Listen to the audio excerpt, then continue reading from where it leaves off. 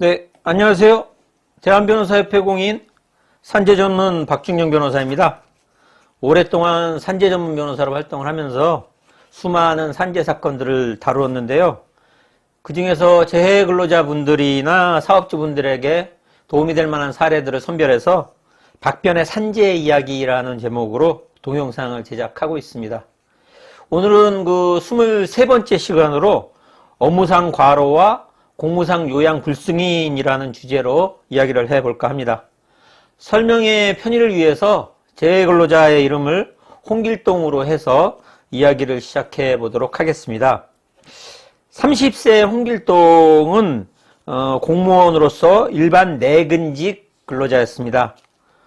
홍길동은 갑자기 3일간의 지방 출장 명령을 받게 되었고 출장 업무를 수행하기 위하여 자가용을 운전하여 이동하게 되었습니다.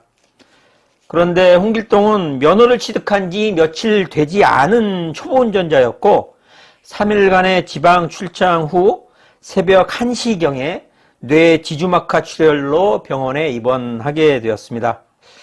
홍길동은 공무상 요양 신청을 하였으나 공무원연금관리공단에서는 업무상의 과로나 스트레스와 신청 상병과의 인과관계가 인정되지 않는다고 하면서 불승인 처분을 하였습니다.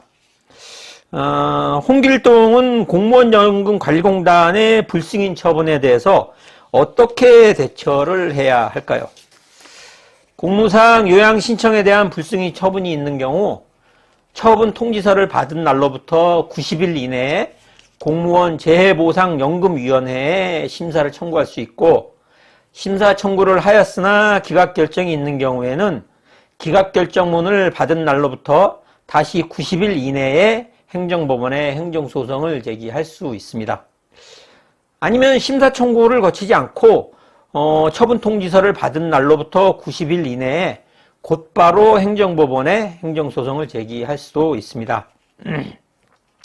그렇다면 홍길동과 같이 평상시에는 과로가 없었지만 3일간의 출장 기간 동안 평소에 하지 않던 운전을 갑자기 하게 돼서 상당한 스트레스를 받은 경우에도 업무상 과로가 인정될 수 있을까요?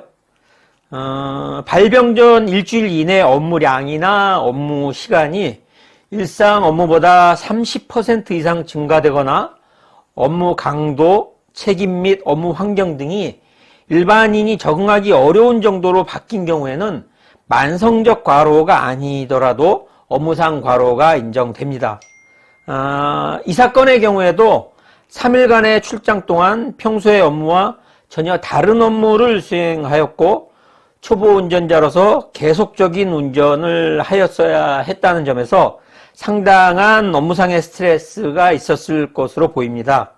따라서 행정소송을 진행하는 경우 충분히 승소 가능성이 있다고 할 것입니다. 다만 그러한 스트레스가 있었다는 점을 입증하기 위한 증거들을 많이 수집해 놓아야 하고 출장 기간 중에 운전 업무의 스트레스에 대하여 대화를 나눈 기록이 있다면 상당히 유리한 증거로 사용될 수 있을 것으로 보입니다. 그러면 홍길동이 행정소송을 하게 되면 필요한 비용은 어떤 것들이 있을까요? 우선 변호사를 통해서 행정소송을 진행하는 경우 변호사 비용이 드는데 변호사 비용은 법률사무소마다 다소 차이가 있습니다. 그 외에 인지대와 송달료가 한 25만 원 정도, 진료 기록 감정 비용이 60만 원 정도 필요합니다.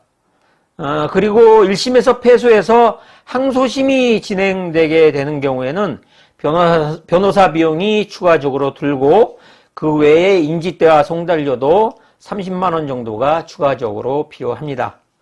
다만 1심에서 승소해서 근로복지공단에서 항소하는 경우에는 인지대와 송달료는 근로복지공단에서 부담하게 됩니다. 그리고 승소를 하게 되는 경우 인지대와 송달료 및 진료기록 감정 비용은 근로복지공단으로부터 전액 받아낼 수 있고 변호사 비용의 경우에도 착수금의 대부분에 해당되는 금액을 받아낼 수 있습니다. 지금까지 업무상 과로와 공무상 요양 불승인이라는 주제로 이야기를 해보았습니다. 공무상 요양불승인 처분과 관련해서 추가적으로 궁금하신 점 있으시면 상담 전화로 전화 주시기 바랍니다. 더 자세하게 상담해 드리도록 하겠습니다. 오늘은 여기까지입니다. 예, 감사합니다.